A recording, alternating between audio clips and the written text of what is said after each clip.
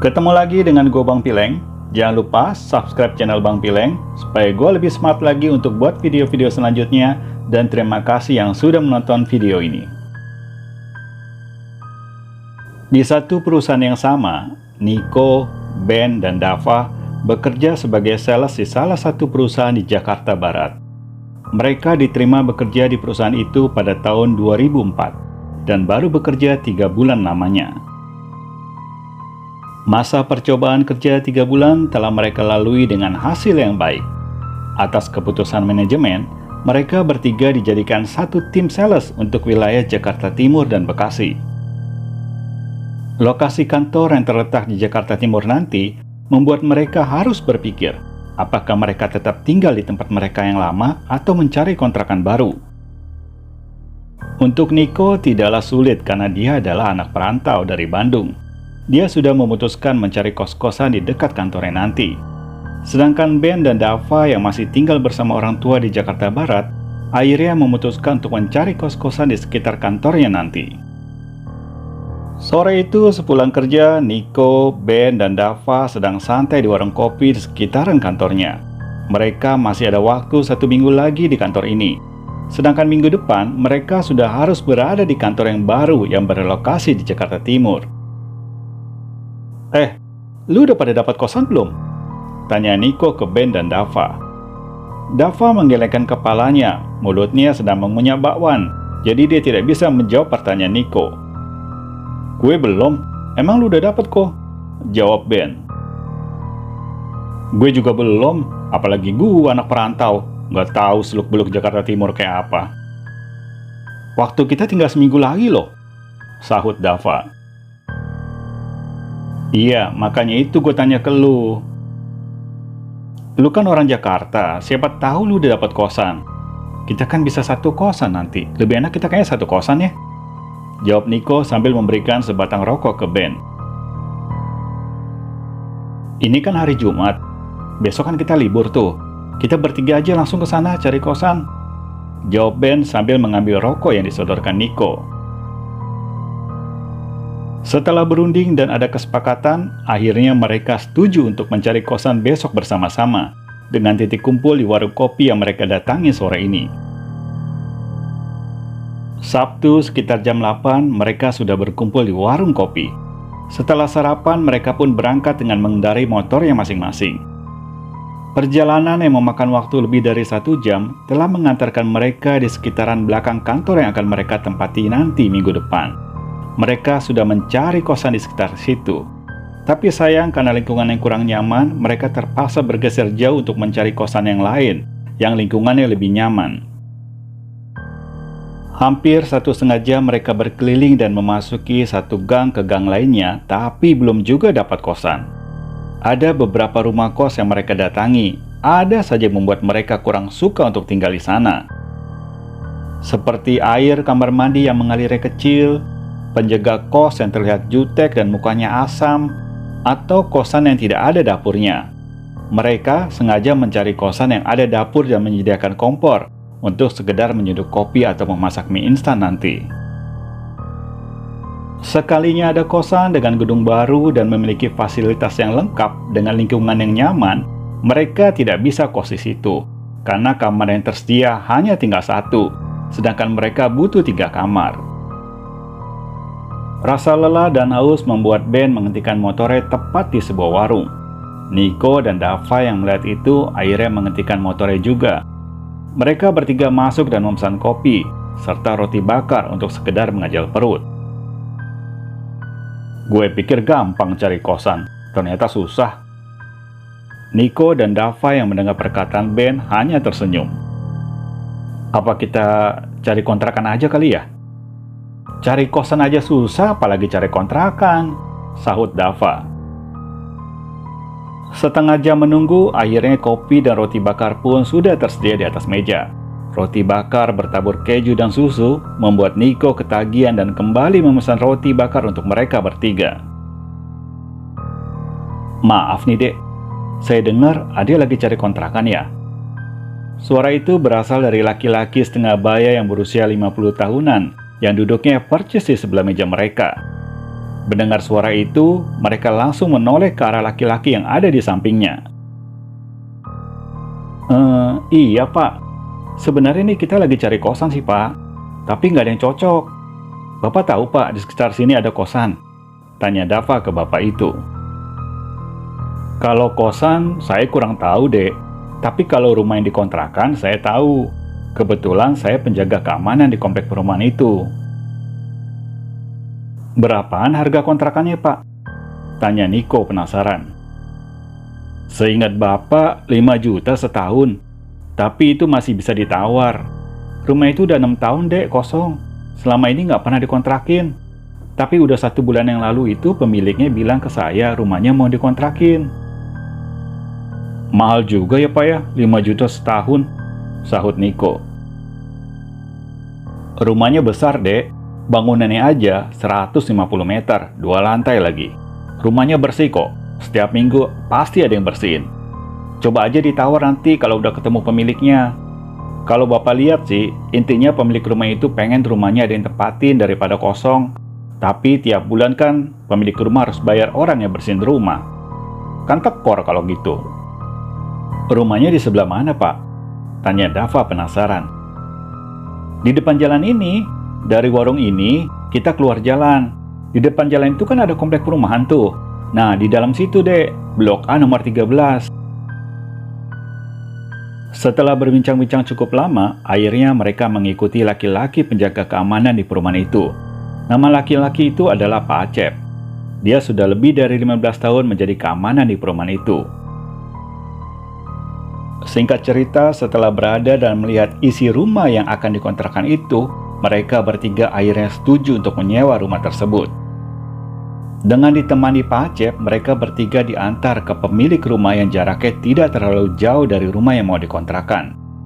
Ben mewakili Niko dan Dava menjadi pembicara untuk melakukan nego harga sewa rumah.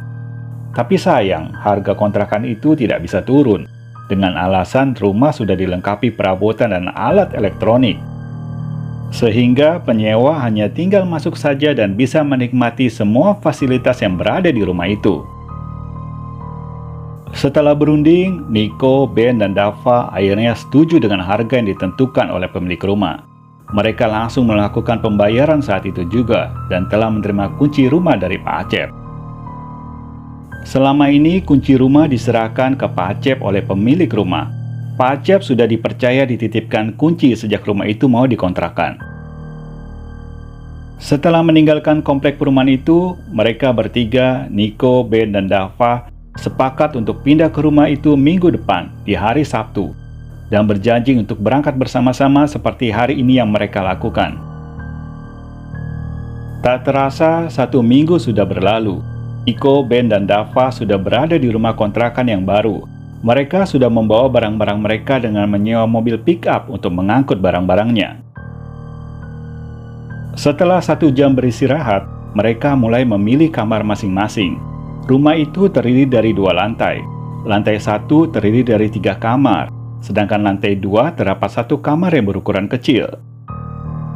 Di lantai 2 terdapat ruang terbuka yang besar dibandingkan dengan lantai 1. Entah kenapa pemilik rumah membangun seperti itu, padahal lantai 2 masih bisa dibuat 2 kamar lagi. Niko memilih kamar yang berada paling depan, dekat ruang tamu. Sedangkan Ben memilih kamar yang berada persis tepat di depan anak tangga yang menuju ke lantai 2. Sedangkan Dava sepertinya ragu mau memilih kamar di lantai 1 dekat ruang makan atau lantai 2. Tapi setelah dipikir setengah jam lamanya, akhirnya Dava memilih kamar di lantai 1 dengan alasan takut sendirian berada di lantai 2. 3 hari sudah mereka berada di rumah itu. Pulang kerja mereka tidak selalu bersama-sama. Bahkan hampir 90% mereka pulang kerja masing-masing. Sebagai seorang sales, lokasi kerja mereka sudah ditentukan oleh manajer sales. Itulah yang membuat mereka tidak bisa pulang bersama-sama. Mereka memiliki wilayah kerja masing-masing untuk menjual produk yang akan mereka tawarkan ke customer. Malam itu sekitar jam 8, Ben sudah sampai di rumah. Setelah memarkirkan motor, dia pun langsung rebahan di sofa ruang tamu. Ben mengambil buku catatan penjualannya dari dalam tas untuk melihat transaksi 1 minggu belakangan ini. Baru saja setengah jam dia rebahan, dia mendengar ada suara dari lantai 2.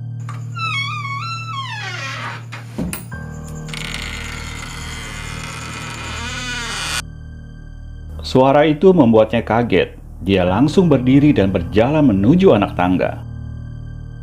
"Nico, Dava, lu di atas ya?" Tidak ada jawaban dari lantai 2. Yang ada hanya suara pintu terdengar lagi. Rasa takut mulai menghantui Ben. Karena penasaran, dia mencoba untuk melangkahkan kakinya naik ke anak tangga. Baru juga 5 langkah, dia menghentikan kakinya, karena suara pintu itu sudah tidak terdengar lagi. "Nico, jangan bercanda woi. Ini udah malam." "Dava, lu di atas ya?" Lagi-lagi tidak ada jawaban dari lantai 2. Karena takut, Ben pun turun dari tangga dan berjalan menuju teras rumah. Nggak mungkin itu Nico sama Dava. Motornya aja belum ada. Jangan-jangan maling di atas, gumam Ben dalam hati. Ben tidak berani lagi masuk ke dalam rumah. Dia duduk di kursi teras menunggu temannya. 40 menit dia menunggu, tiba-tiba suara motor terdengar dan tepat berhenti di depan pagar. Ternyata itu Nico dan Dava. Ben yang melihat itu langsung menghampiri dan membukakan pintu pagar. "Kok lu bisa bareng pulangnya?" tanya Ben sambil membuka pintu pagar. "Iya, tadi ketemu di jalan. Tolong pegangin helm gue dong," jawab Dava sambil memberikan helmnya ke Ben.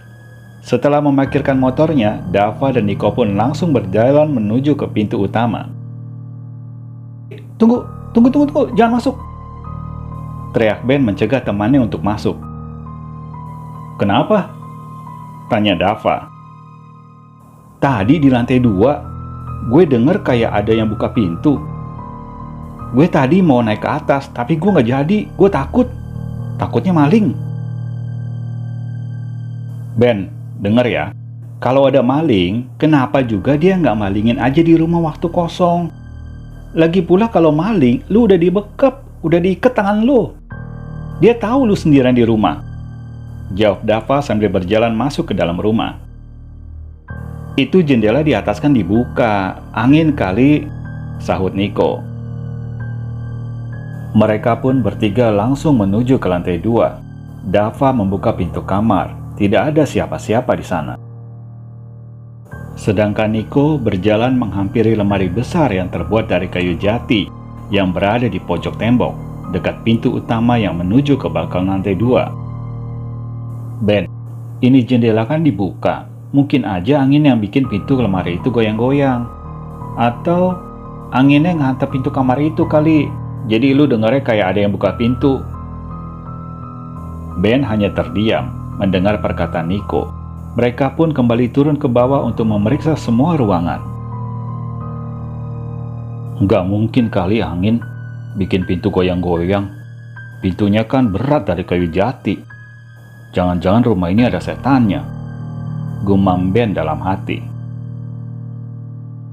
Setelah memeriksa seluruh ruangan di lantai 1 dan 2, yang ternyata tidak ada siapa-siapa selain mereka bertiga.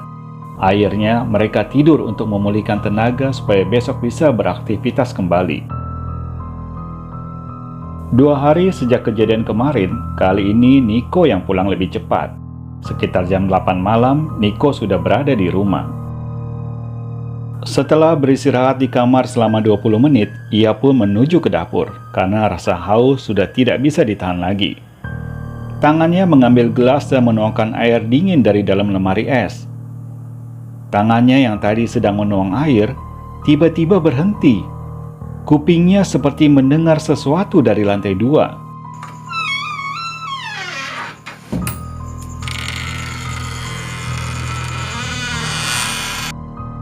Gelas yang tadi di tangannya langsung ditaruh di atas lemari es. Dia tidak jadi minum.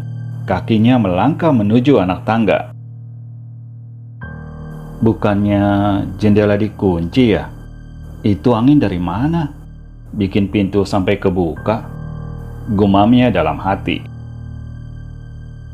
Dengan perasaan takut, dia pun melangkah pelan-pelan menaiki anak tangga. Sampai di ujung anak tangga lantai 2, Nico mencari stop kontak yang ada di dinding ruangan. Lampu pun dinyalakannya. Matanya langsung tertuju ke pintu utama dan jendela yang ternyata tertutup rapat. Sekarang pandangan matanya ditujukan ke kamar yang berada di sudut ruangan. Pintunya pun juga tertutup rapat. Nico tidak merasakan ada angin sama sekali yang menerpa badannya. Kakinya melangkah menghampiri kamar. Dengan sedikit perasaan takut, tangannya membuka handle pintu. Didorongnya pintu perlahan-lahan. Kamar pun terbuka dan tidak ada siapa-siapa di dalam kamar itu. Nico pun menarik nafas lega. Dia pun menutup pintu kamar itu perlahan-lahan. Kakinya melangkah menuju tangga untuk turun ke lantai 1. Baru saja kakinya berada di ujung anak tangga, kupingnya mendengar suara dari dalam lemari besar yang berada dekat pintu utama. Dia langsung menoleh ke arah lemari itu. Dilihatnya pintu lemari bergoyang-goyang. Wajah Nico langsung berubah pucat, tapi karena penasaran, dia menghampiri lemari itu. Langkah kakinya berhenti sekitar 2 meter dari lemari, ketika dia melihat pintu lemari semakin kencang bergoyangnya. Nico terdiam, berdiri takut di depan lemari. Matanya tak berkedip menatap pintu lemari. Pintu lemari itu pun tak bergoyang lagi. Di saat itulah suasana menjadi hening. Tak terdengar suara apapun. Tapi, tiba-tiba, pintu lemari terbuka dengan sendirinya. Dari dalam lemari muncul tangan jatuh terjuntai ke lantai. Tangannya penuh dengan darah. Nico yang melihat itu langsung lari terbirit-birit turun ke lantai 1 menuju ke halaman, tepatnya di depan pintu pagar. Ketakutan yang luar biasa dirasakan Nico. Yang ada di pikirannya saat itu hanya Ben dan Dava temannya. Dia berpikir kalau mayat yang ada di lemari tadi adalah mayat Ben atau Dava yang dibunuh pencuri. Dari kantong celana dia mengambil handphone dan menghubungi Dava. Nada dering sambung terdengar dari handphonenya, tapi tidak ada jawaban dari Dava. Dengan tangan gemetaran, Nico sekarang berganti menghubungi Ben. "Iya kok, ada apa?" "Lu di mana, Ben?" tanya Nico dengan suara gemetaran. "Lagi beli nasi goreng. Ini di depan pintu gerbang." "Suara lu kenapa gemetaran gitu?" Kalau Dava di mana, Ben?" tanya Nico lagi. "Dava udah pulang duluan. Tadi jam 6-an dia udah pulang, katanya nggak enak badan." Mendengar jawaban Ben, badan Nico langsung lemas. Matanya mulai berkaca-kaca. Dia pun menyadarkan badannya di tembok. Seluruh badannya lemas seperti tak bertulang. Terbayang sudah di pikirannya kalau tangan mayat yang ada di lemari adalah tangan Dava. Handphone yang ada di tangan Nico pun jatuh di lantai. Ia terduduk lemas membayangkan Dava temannya itu menjadi korban kebrutalan pencuri. 10 menit sudah, Nico duduk lemas dekat pagar. Suara motor berhenti tepat di depan pagar. Ben pun menghampiri Nico yang terlihat lemas dan gemetaran. "Nico, ada apaan? Lu ngapain di sini?" "Ben, Dava, Ben." "Dava kenapa? Ngomongnya jelas." Dava dibunuh orang. Mayatnya ada di lemari." Mendengar itu, Ben tersentak kaget. Dia langsung lari ke dalam rumah. Nico yang melihat Ben masuk ke dalam rumah langsung menarik tangan Ben. Dia berusaha untuk mencegah Ben ke dalam. Nico takut pencurinya masih ada di dalam. Dengan sebatang balok yang didapatkan di halaman rumah, guna untuk berjaga-jaga, Ben dan Nico memberanikan diri masuk ke dalam. Mereka langsung menuju ke lantai 2. Di ujung anak tangga lantai 2, mata mereka tertuju ke lemari yang dimaksud. Lemari besar yang terbuat dari kayu jati itu nampak biasa saja. Pintunya tertutup rapat. Melihat itu, Nico langsung berbisik pelan-pelan ke Ben. Ben, kok pintunya ketutup? Tadi gue lihat ada tangan keluar dari lemari. Tangannya berdarah. Ben hanya terdiam. Dia melangkah maju. Tepat di depan lemari, tangannya perlahan-lahan membuka pintu lemari. Dan ternyata tidak ada siapapun di dalam lemari. Ben langsung menoleh ke arah Nico. Tangannya memanggil temannya itu untuk meyakinkan apa yang dilihatnya. Nico yang melihat lemari itu kosong seakan-akan tak percaya apa yang barusan dia lihat. Sumpah Ben, gue lihat sendiri ada mayat di lemari ini. Awalnya tuh ada suara pintu ketutup. Terus gue naik Ben. Gue lihat lemari itu pintunya goyang-goyang. Pas udah gak goyang lagi, pintunya kebuka. Terus ada tangan nongol keluar dari dalam.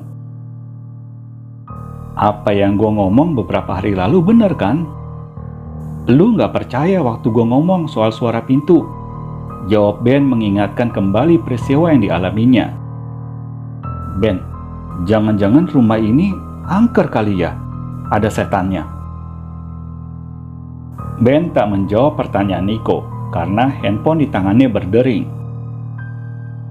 Ben, si Nico tadi telepon gua, ada apa ya? Gua telepon balik gak diangkat. Ternyata telepon itu berasal dari Dava. Lu di mana, Dava? Lagi beli kopi, 3 menit lagi sampai. Ya udah, lu cepat pulang. Nico ada di sebelah gua. Jawab Ben sambil mematikan handphonenya. Tak berapa lama Dava pun sudah sampai di rumah. Di ruang tamu, Nico pun menceritakan semua kejadian yang dialaminya malam itu. Ben pun menceritakan saat dia melihat Nico duduk ketakutan di depan pagar. Tapi sayang, Dava malah tidak percaya dengan semua cerita temannya. Malam itu membuat Nico ketakutan. Dia memutuskan untuk tidur di kamar Ben, sedangkan Dava tetap tidur di kamarnya. Keesokan harinya, seperti biasa, mereka beraktivitas untuk bekerja. Tak terasa waktu untuk pulang kantor pun sudah waktunya. Nico mengajak Ben untuk nongkrong di warung kopi. Dia berencana memberi pelajaran ke Dava karena tidak percaya dengan apa yang terjadi kemarin. Nico dan Ben sengaja akan pulang sekitar jam 10 malam. Mereka sepakat untuk mematikan handphonenya agar Dava tidak bisa menghubungi mereka. Mereka berharap Dava pulang duluan sebelum mereka pulang. Tepat jam 8 lewat, Dava pun sudah sampai di rumah. Dia tidak melihat motor kedua temannya di halaman rumah. Dengan kelelahan, Dava pun masuk dan menuju kamarnya. Di kamar, dia langsung rebahan di atas ranjang. Tangannya mengambil handphone dari dalam celana. Dia mencoba menghubungi Nico dan Ben, tapi nada sambungnya pun tidak terdengar. Wajahnya sedikit kesal karena kedua temannya tidak dapat dihubungi. Padahal malam itu dia berniat menitip nasi goreng yang berada di gerbang komplek perumahan. 1,5 jam sudah dia rebahan di ranjang. Perutnya mulai terasa lapar. Dia mencoba lagi menghubungi Nico dan Ben, tapi lagi-lagi tidak bisa dihubungi. Dengan kesal, dia bangun dan keluar kamar menuju dapur. Di dapur, Dava membuka lemari dan mengambil 2 bungkus mie instan. Dibukanya satu persatu bungkus mie instan. Tiba-tiba kupingnya mendengar suara.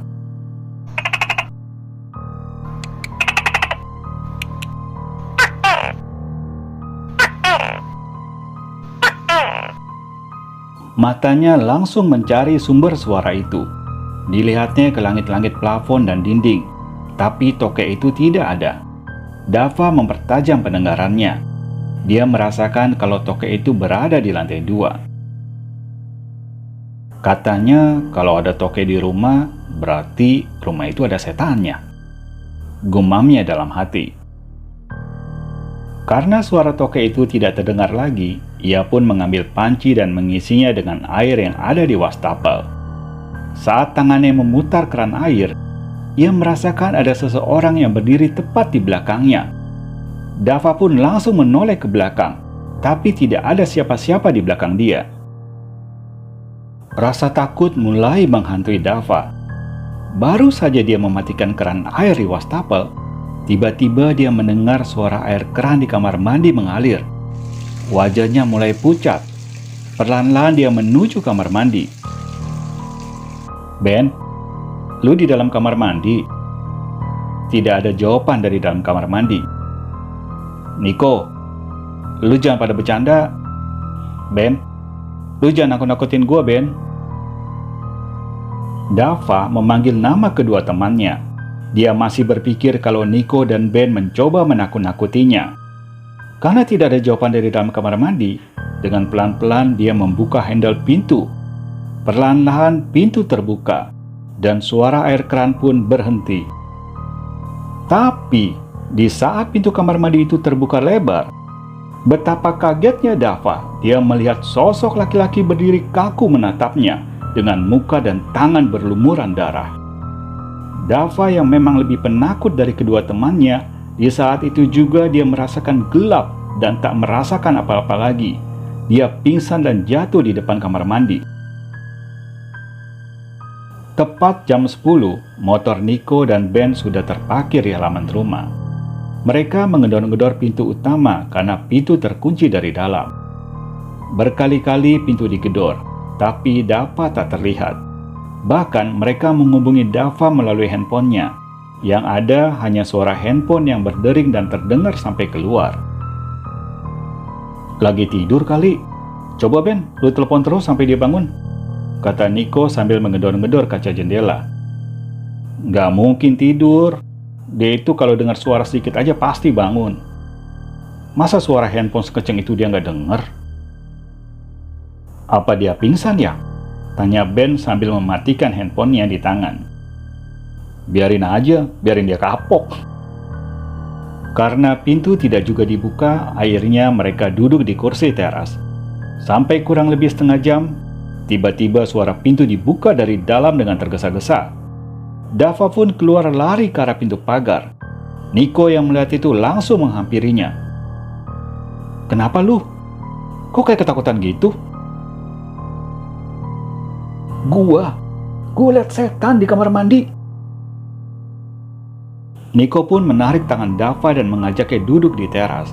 Semua kejadian yang dialami Dava diceritakannya malam itu. Ada rasa takut menghantui mereka. Dava dan Niko sepertinya takut untuk masuk ke dalam. "Kalau kita bertiga, nggak usah takut. Setan aja cuma satu. Kita tidur di kamar bertiga aja. Kalau mau kencing, kita juga bertiga," bujuk Ben ke Dava dan Niko. "Lu tahu setannya cuma satu dari mana?" sahut Niko. "Barangkali aja. Cuma buat nyenengin hati gue aja sih, supaya gue juga gak takut." Niko dan Dava yang mendengar jawaban Ben langsung menarik napas kesal. Malam itu mereka tidak mandi. Mereka tidur bertiga di kamar Niko. Mereka bertiga sepakat untuk menemui Pak Acep besok pagi. Kebetulan besok hari Sabtu, mereka pun libur bekerja. Pagi sekitar jam 7, Ben mencari Pak Acep di pos keamanan pintu gerbang komplek. Pak Acep pun akhirnya ikut ke rumah Ben dengan diboncengi motor. Mereka pun sudah sampai di rumah. Di ruang tamu sudah menunggu Niko dan Dava. Mereka pun akhirnya duduk dan berkumpul di situ. "Maaf nih Pak Acep, saya mau tanya mengenai rumah ini. Tapi tolong jawab yang jujur ya Pak," kata Ben membuka pembicaraan pagi itu. "Apa rumah ini angker Pak? Ada setannya?" Wajah Pak Acep langsung berubah mendengar pertanyaan Ben. "Emang ada apa ya Dek?" Pak Acep pun balik bertanya. Ben langsung menceritakan semua yang dialami mereka sejak tinggal di rumah itu. Tak ketinggalan Niko dan Dava menceritakan semua apa yang mereka alami juga. Pak Acep hanya tertunduk mendengar cerita mereka. "Pak Acep, kita nggak bakal nyalain Bapak.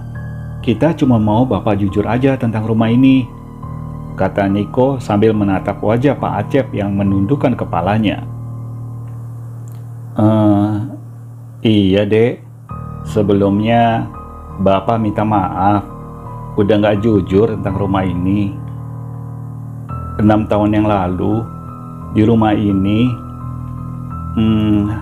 pernah ada pembunuhan. Awalnya mereka ribut antara sopir dengan pembantu rumah di sini. Entah gimana kejadiannya, Bapak kurang tahu. Akhirnya si sopir dibunuh sama pembantu rumah. Mayatnya disimpan di lemari di lantai 2 sampai 3 hari baru ketahuan. Mendengar itu, Ben dan kedua temannya saling bertatapan. Mereka sepertinya satu pemikiran. Pikirannya tertuju ke lemari yang berada di lantai 2. Lemarinya yang gede itu kan, Pak? Yang dekat pintu di lantai 2? Tanya Niko penasaran. Iya, Dek, bener. Awalnya lemari itu mau dibuang, tapi pemilik rumah nggak kasih. Karena itu lemari kenang-kenangan peninggalan orang tua mereka. Pembantunya itu laki-laki atau perempuan, Pak Acep? Tanya Ben. Pembantunya laki-laki, Dek. Dua-duanya laki-laki. Ada sekitar 1 jam mereka berbincang-bincang dan bertanya-tanya mengenai rumah yang mereka tempati. Setelah memberikan informasi mengenai rumah itu, Pak Acep pun pamit untuk pulang. Niko, Ben, dan Dava tidak perlu berunding lagi. Mereka bertiga sepakat untuk pergi dari rumah sebelum jam 6 sore. Pagi itu juga setelah sarapan mereka bertiga pergi untuk mencari kos-kosan baru. Beruntung buat Niko dan Ben, dia mendapat rumah kos yang lingkungannya nyaman. Di rumah itu masih tersisa 2 kamar. Berarti Niko dan Ben tinggal dalam satu rumah kos yang sama. Sedangkan Dava mendapat rumah kos yang agak jauh dari kantornya dan sedikit terlihat kurang nyaman dari lingkungannya. Tapi karena mereka sudah memutuskan harus pergi dari rumah itu sebelum jam 6 sore, mau tidak mau Dava harus menerimanya. Setelah beberapa hari menempati rumah kos yang baru, mereka seperti yang nyaman dan tidak mengalami kejadian yang menakutkan lagi. Tidak seperti di rumah kontrakan yang dulu. Sampai di sini dulu ceritanya. Terima kasih yang sudah menonton.